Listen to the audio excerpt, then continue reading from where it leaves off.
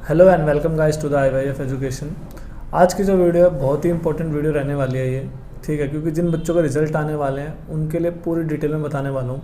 सबसे जो पहला टॉपिक है वो तो यही है, रिज़ल्ट कब आएगा। वैसे तो मैंने कई वीडियोस बना रखी है, ठीक है, तो पहले तो रिज़ल्ट के ऊपर आ जाएगा आपका। उसके बाद जो दूसरा टॉपिक है हमारा, इसमें कवर करेंगे कि अगर मान लो आपने 10th के एग्ज़ाम दिए हैं या 12th का दिया है और अगर आप पास हो गए तो क्या ऑप्शन रहने वाले हैं आपके पास। थर्ड ऑप्शन बताऊंगा आपको कि अगर कोई बच्चा फेल हो जाता है, ठीक है, तो उसके पास क्या ऑप्शन रहने वाला है। और फाइनली हम जाएंगे कि हमें अब मान लो 10th पास कर लिया और 12th में क्या कॉम्बिनेशन लेके जाएं जिससे कि मैक्सिमम मार्क्स मिल सकें और आगे की प्रोसेस क्या होने वाली है। यानी कि हम कह सकते हैं कि अगर 10th वाले बच्चों के लिए क्लास 12 सब्जेक्ट की बात कर बताऊँगा मैं, सब्जेक्ट्स। और जो पांचवी और लास्ट रहेगी वो रहेगी अपनी बेसिकली कि मार्कशीट कब मिलेगी, क्या हमें आगे के एडमिशन के लिए मार्कशीट का वेट करना है या नहीं करना है, और क्या क्या डॉक्यूमेंट्स हमें मिलने वाले हैं और आगे के फर्दर जो भी चीज़ें होने वाली है वो कैसे होने वाली है। तो चलिए शुरू करते हैं। तो गाइस अगर मैं बात करूँ रिज़ल्ट की, तो जैसे कि आपको पिछले तीनों वीडियो के अंदर पता लग गया होगा कि रिज़ल्ट कब आने वाला है।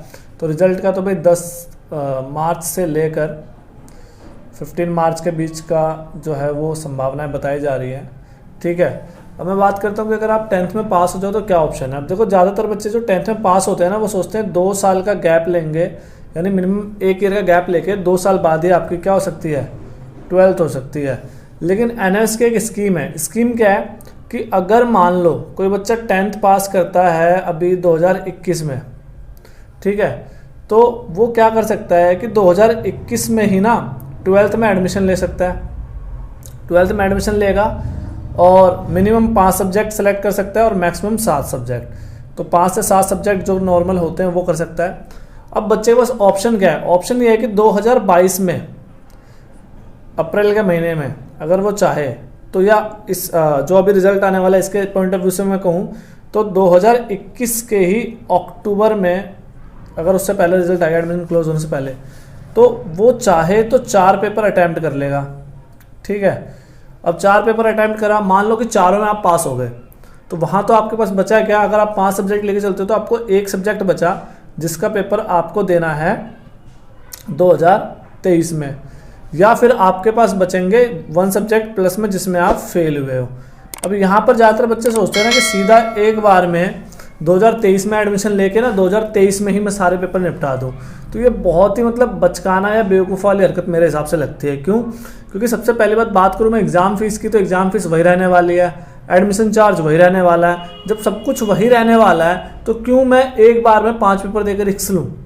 सिंपल सा समझो ना यार। अगर मान लो मुझे ऑप्शन मिलता है, जैसे अभी मैं बात करता हूँ कि चलो ये वाली डेट, अक्टूबर वाली डेट निकल गई, तो आपके पास ऑप्शन क्या रहेंगे, 2022 के अंदर 2 ऑप्शन रहेंगे। एक तो रहेगा आपका अप्रैल का, और अगर फेल हो गए तो अक्टूबर का, और फिर 2023 में सीधा अप्रैल।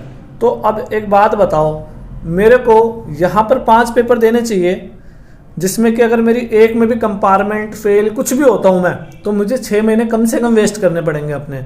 या मैं इस तरीके से चलूँ कि यहाँ पर मैंने 4 पेपर दे दिए और उसके बाद क्या हुआ कि जिस पेपर में मैं फेल हुआ उसको मैंने यहाँ अटैम्प्ट करा, और यहाँ पर भी अगर मैं मान लो फेल हो गया या पास हो गया यहाँ पर, तो यहाँ पे पास होते मेरे 4 सब्जेक्ट क्लियर, मुझे 1 सब्जेक्ट निकालना है। जबकि क्या होगा कि अगर मान लो यहाँ पर 4 पेपर दिया आपने, ठीक है, और चारों में यहाँ पास हो गए, तो ये वाला चांस आपको ऑटोमेटिकली हट गया और उसके बाद सीधा 1 पेपर दे के अप्रैल में पास हो जाओ।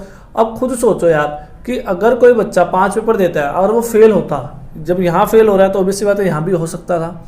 अगर यहाँ वो फेल होता तो 2023 की जगह मार्क्सशीट कब मिलती उसको, 2023 के अक्टूबर में या 2024 में, यानी कि 10वीं और 12वीं के बीच में 3 साल का गैप आ गया। तो साफ साफ पता लग रहा है कि आप फेल हुए हो। जबकि अगर मैं इस ऑप्शन से जाऊँ, या 4 पेपर फेल वाले पेपर और 1 फाइनल पेपर, या मैं ऐसे भी जा सकता था 2 पेपर अभी दे देता हूँ, 2 पेपर यहाँ दे दूंगा और उसके बाद 2 पेपर यहाँ दे दूंगा, या 1 पेपर यहाँ दे दूंगा, 6 पेपर लेके चलेंगे तो ठीक है। तो इस तरीके से हम जाएँ तो ईजिली क्या हो सकता है, हम पास हो सकते हैं। तो आशा करता हूँ कि आपको ये चीज़ें समझ में आई होंगी। तो गाइज मैं अब बात करूँ 12th की, अगर बच्चा मान लो 12th में पास हो जाता है तो उसके पास क्या क्या ऑप्शन है। अगर मैं बात करूँ दिल्ली के अंदर, तो दिल्ली में मेनली आपको 2 ऑप्शन मिलते हैं, ठीक है। वैसे तो एक आध ऑप्शन और है, बट जो नॉर्मली मैक्सिमम बंदे जो करते हैं वो बता रहा हूँ मैं। एक तो आता है SOL, जो कि दिल्ली यूनिवर्सिटी का है, ओपन से, स्कूल ऑफ ओपन लर्निंग। इसका साल में एक बार एडमिशन होता है, ये एडमिशन आपको अगस्त के आसपास खुलता है, ठीक है। तो आप इसके लिए वेट कर सकते हो। उसके अलावा आता है IGNOU, जो कि नेशनल लेवल पे ओपन यूनिवर्सिटी है। तो ये जो है साल में 2 सेशन लेता है, एक तो होता है जनवरी सेशन और एक होता है जुलाई सेशन। तो अगर मान लो जब आपका रिजल्ट आता है उस टाइम तक अगर ये सेशन का एडमिशन खुले हुए हैं तो आप करवा सकते हो, और अगर admission by the way close हो गए तो आप जुलाई सेशन के अंदर भी एडमिशन करवा सकते हो। अगर बात करो रिजल्ट की तो दोनों का वही है भाई, ओपन वालों के साथ तो तुम्हें पता ही है NS के अंदर क्या होता है, तो यहाँ भी क्या ही होगा। और अगर आपको कोई बोलता है कि अगर कि NS के बेस पे रेगुलर में एडमिशन नहीं होता, तो ऐसा कुछ नहीं है। मेरे को ये काम करते हुए लगभग 7 से 8 साल हो गए हैं, और कई बच्चे जैसे मान लो कोई कोटा है, SC ST कोटा है, तो नंबर कम, क्योंकि आपको पता है NS में नंबर कम ही आते हैं, तो कोटा वोटा लगा के भी एडमिशन हो जाता है। मेन ये नहीं है कि आपका जो NS की मार्कशीट है वो नकली है या NS की वैल्यू नहीं है, मेन होता है मार्क्स का। अब मान लो NS के अंदर एवरेज जो मार्क्स आते हैं वो क्या आता है, 60 से लेकर 70 के बीच में, ठीक है। और ड्यू का कट ऑफ क्या जाता है, 80 से लेके 90 प्लस 99% तक जाता है। अब जहाँ पर मिनिमम कट ऑफ जो है वो संस्कृत ऑनर्स की बात करूँ मैं, तो वो भी 80% का जाता है, और वहाँ पर जो मैक्सिमम नंबर आ रहे हैं NS के अंदर वो 70 के आसपास आ रहे हैं। तो आप बताओ कैसे एडमिशन मिलेगा? एडमिशन नहीं मिलता, फिर लोग सोचते हैं कि यार NS की तो वैल्यू नहीं है, नकली मार्कशीट होती है, ये वो फलना ढिमकाना। कुछ भी ऐसा नहीं है। सेंट्रल गवर्नमेंट की जो है मार्कशीट मिलती है, सेंट्रल गवर्नमेंट का बोर्ड है, तो यहाँ पर ये चीज़ों से कंफ्यूज ना हो। चाहे आपके पास सब्जेक्ट कोई भी हो, आप इजीली कर सकते हो। समझ में आया? अगर मैं बात करूँ बच्चा 10th पास करके 12th में आता है और उसके पास ऑप्शन क्या रहते हैं। अगर देखो आप किसी ऐसे दूर दराज के क्षेत्र में रहते हो जहाँ पर आपको पता होगा स्कूल में प्रैक्टिकल्स के लिए करप्शन तो आपको पता ही है, पैसे मांगते हैं भाई, पास करवाने के 2000 रुपये लूँगा, 5000 रुपये लूँगा। तो उस क्षेत्र में रहते हो तो वहाँ पर आप ऐसे सब्जेक्ट को प्रेफर करो जहाँ पर आपको प्रैक्टिकल की ज़रूरत ना हो। एग्जाम्पल के तौर पे मान लो एक तो हो गया अपना हिंदी, इंग्लिश, हिस्ट्री और पॉलिटिकल साइंस। उसके अलावा बात करूँ मैं सोशियोलॉजी, ठीक है। उसके अलावा बिजनेस स्टडी, इकोनॉमिक्स। फिर अगर आपको ज़्यादा ही मतलब है कि भाई लेना ही है तो फिर जियोग्राफी ले सकते हो, ठीक है। तो ये सारे सब्जेक्ट ऐसे हैं कि आपके आसान है। होम साइंस, तो ये सब्जेक्ट्स अगर आप लेते हो तो इजीली पास हो जाओगे। ऊपर के जो मैंने बताए इन दोनों को छोड़कर किसी में प्रैक्टिकल नहीं है। पेपर, एक तो पेपर फीस कम लगेगी आपकी, उसके अलावा आपको ज़्यादा टेंशन नहीं है फाइल वाइल बनाने की। 20 मार्क्स की एक बार फाइल बना के दे दी खत्म बात। अपना पेपर पे फोकस करो, पेपर में नंबर लाने हैं, क्योंकि देखो भाई प्रैक्टिकल होगा तो दोनों में पास होना जरूरी है। 12th में प्रैक्टिकल में अलग, पेपर में अलग। यहाँ पर क्या है कि अगर प्रैक्टिकल नहीं है तो सीधा सीधा पेपर में फोकस करो और इजीली पास हो जाओ। अब सवाल आता है कि यार ये मार्कशीट कब मिलेगी, क्योंकि ज़्यादातर बच्चे सोचते हैं यार बिना मार्कशीट के तो कुछ होगा नहीं। ऐसा कुछ नहीं है। आपका जो रिजल्ट आता है उसके बाद कम से कम 10 दिन का टाइम होता है उसको रिव्यू करने का। मतलब मान लो अगर आप अपने रिजल्ट से सेटिस्फाई नहीं हो सकता है आपको लगता हो आप पास हो, आप फेल हो गए हो सकता है आपको लगता हो कि आपके 90 मार्क्स आने चाहिए, आपके 70 आए हो। तो इस तरह के जो डाउट्स है, कई बार बच्चों के एब्सेंट लग जाते हैं, तो इसके लिए NS आपको 10 डेज देता है कि भाई 10 दिन के अंदर आप उसके ऊपर एक्शन ले सकते हो, अप्लाई कर सकते हो। तो जब आप ये सारी चीज़ें अप्लाई करोगे 10 से 15 दिन वो लगेगा, 10 दिन और ले लो इन केसेस को सुलटाने के लिए, तो टोटल 20 दिन तो वैसे निकल गए। 20 दिन निकल गए, 10 से 15 दिन आपका जो है प्रिंटिंग में लग जाता है। तो बेसिकली हम ये मान सकते हैं कि 45 डेज के बाद ही आपको क्या मिलेगी, मार्कशीट मिलेगी। मार्कशीट में क्या क्या चीज़ें मिलेंगी, तो 3 चीज़ें आपको मिलने वाले हैं यहाँ पर। एक तो होता है आपका एक मार्कशीट आ गया, उसके अलावा आपका आ जाता है माइग्रेशन, और एक आ जाता है प्रोविजनल।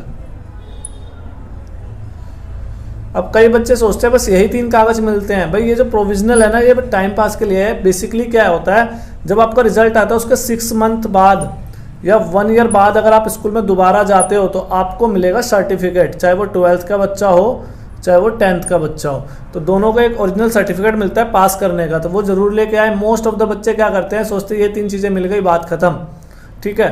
तो ये जो है ये भी इंपॉर्टेंट है, तो ये भी आप कलेक्ट करें अपने स्टडी सेंटर पे जाके। विद इन अ ईयर या 6 महीने के बाद कभी भी आ जाता है ये। उसके अलावा मैं एक बात कहना चाहूँगा कि कई बच्चे सोचते हैं यार अगर मतलब 45 दिन बाद मार्कशीट आएगी, डेट अभी खत्म होने वाली है एडमिशन की, या कहीं जमा कराना है, तो क्या करूँ मैं। तो भाई उनके लिए सबसे अच्छा ऑप्शन है जो हमारी गवर्नमेंट ने दिया हुआ है, वो दिया हुआ है डिजी लॉकर।